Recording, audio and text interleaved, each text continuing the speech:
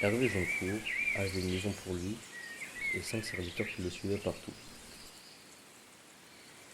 Il mangeait seul, à l'ombre d'un arbre coloré de fleurs qu'il n'avait jamais vues.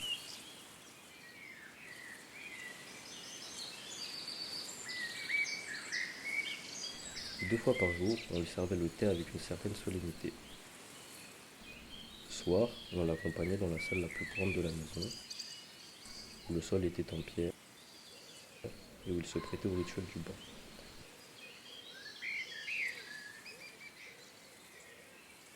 3 femmes âgées, le visage recouvert d'une sorte de fard blanc, faisaient couler l'eau sur son corps et l'essuyaient à l'aide de linges de soie tiède. Elles avaient des mains rêches, mais très légères.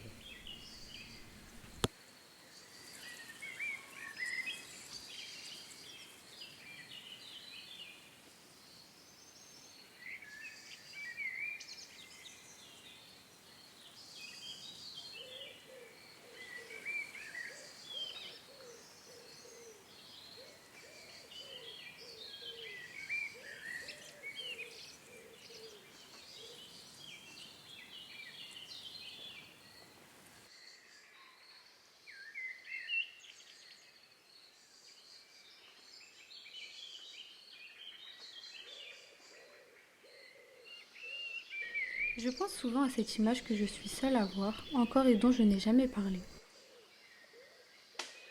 Elle est toujours là dans le même silence, émerveillante. C'est entre toutes celles qui me plaît de moi-même, celle où je me reconnais, où je m'enchante. Le fleuve paraît rejoindre l'horizon. C'est la seule couleur. Dans le soleil brumeux du fleuve, le soleil de la chaleur, les ruisseaux sont étouffés.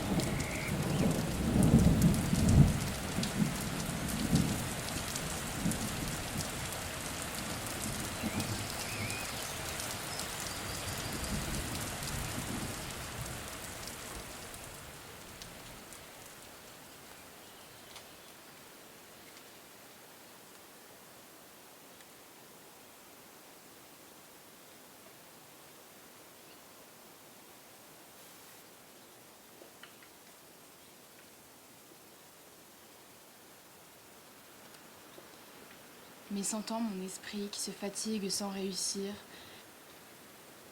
je le force au contraire à prendre cette distraction que je lui refusais,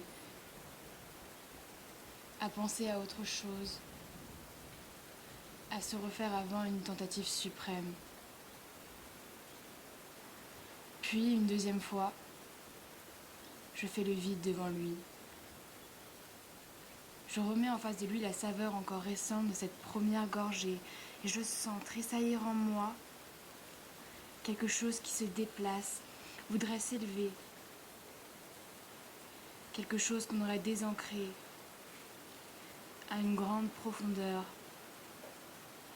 Je ne sais ce que c'est, mais cela monte lentement. J'éprouve la résistance et j'entends la rumeur des distances traversées.